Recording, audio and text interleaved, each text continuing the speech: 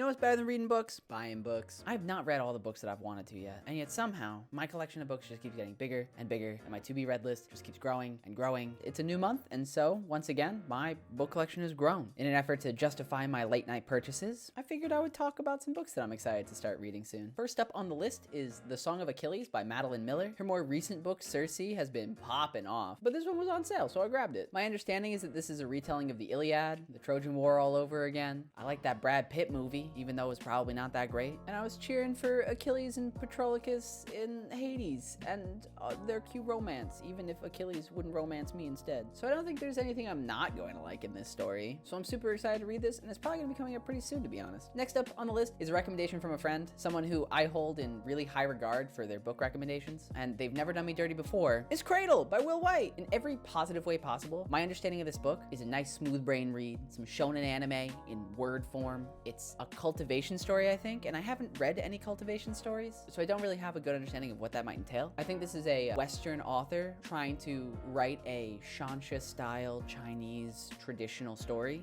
That sounds pretty cool. It follows a main character who isn't allowed to learn the secret techniques of their hidden leaf village, but then something happens, they gotta whip out their bankai and start fighting. And honestly, I'm all here for One Piece in book form. I think more importantly, this is one of the first books that I've picked up that's been self-published. This is something that's been getting bigger and bigger recently, and I've seen a lot of praise for Will White, and so I'm more than happy to support some of those self-published authors out there. I think it's really amazing that we're in a time of the internet where self-publishing can be so viable for authors. If we're able to empower more and more writers to do things without that gatekeeping publisher there to maintain what kind of stories we get to hear, I feel like we're going to be able to cultivate way more stories that we wouldn't normally hear because they might not be deemed marketable or something like that. And so I'm definitely down to support self-published authors as much as I can. The next book I grabbed because I saw it on the Goodreads Awards in like December, and that would be The Midnight Library by Matt Haig. I've been seeing it come up again and again in a lot of the social circles that I circle, and so I finally bit the bullet and bought it. It follows a main character who stumbles across the Midnight Library, and through this library they're able to explore potential lives to live, is my understanding. I know next to nothing about this book. I'm honestly not even sure how much fantasy is going to be going on in this book. If it's just the existence of the library and otherwise mundane, or if we're gonna be getting a little bit more, I don't know. Either way, I'm always down for something interesting like this, and I'm ready to gobble it up. It looks pretty short. This might be the book that I end up reading next. I don't know. My mood reading side has been gaining a lot more control over what I'm able to read quickly. It's honestly the bane of my existence right now. The next book I grabbed solely based on the cover art. I've seen all 3 books of this trilogy time and time again when I've been able to get into a bookstore. They look so nice, so beautiful. It's The City of Brass by S.A. Chakraborty, and so I bought it, and then I looked into what it's about, and it sounds really interesting. It's an alternate 18th century Middle Eastern fantasy magic story. It's got warrior djinn. That sounds cool. I've always found Middle Eastern folklore really interesting, and just trying to broaden my expanses of my limited knowledge of folklore in general is something that I always strive to do. I feel like growing up, I didn't really have a lot of external cultural stories except for maybe Chinese folklore, and so to be able to branch out and find all these other stories is really awesome. I'm diggity down for it. I'm excited for this book. I hope it's as good as the cover is. I'm back on my magician's wave. I heard there was a graphic novel that was a retelling of the first book from Alice's point of view, and I bought it immediately. I think this is going to be a really interesting story because I already know the plot points that it's going to hit, but I'm really interested to see what it's going to be doing from Alice's perspective. I really want to see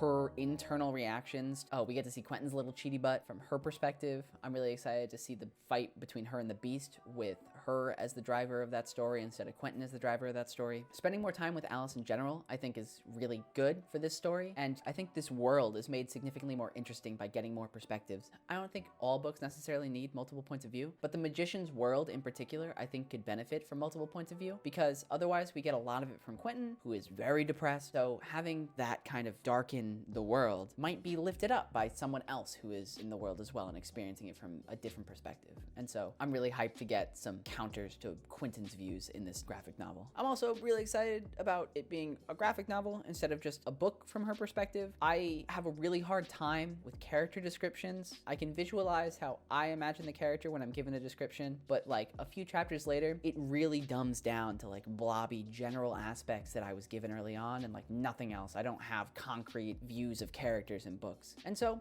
if they're gonna do all that work for me and give it to me in a nice little little picture book, I'm down for that. Graphic novels, cool. The Magicians, pretty cool. Graphic novels about the Magicians, probably pretty cool. Very excited to read this book. Hopefully dope. The final book I've got on here is yet another self-published book that has been getting amazing reviews online, and that would be The Sword of Kagan by M.L. Wong. I think I got this as a gift from a friend, so thank you, friend. But anyways, this book follows a mother and a son, and the mother used to be this superhuman warrior, but then she had to kind of like put all that away. But now there's like an army coming, and she's got to like whip all that out and whoop-sha!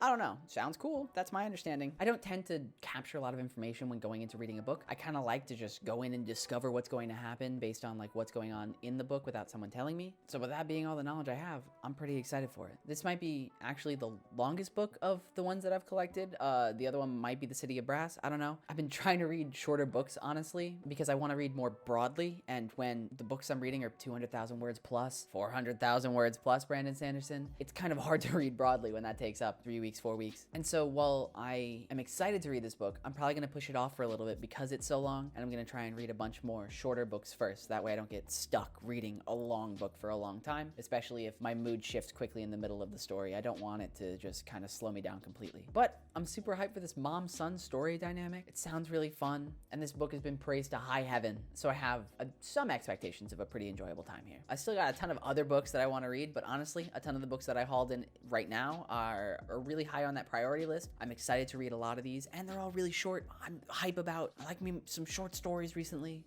so I guess you could count this video doubling as a TBR for the next couple of weeks. Who knows? We'll see which ways the winds of my reading habits might blow, but I don't know. Hopefully maybe you end up picking up one of these books based on my poor first thoughts. If you're excited to hear me talk about any of these books, hit me with that like button. If you haven't yet, hit me with that subscribe button. Thank you so much for watching this video. I'll catch you in the next one, and until then, stay lit.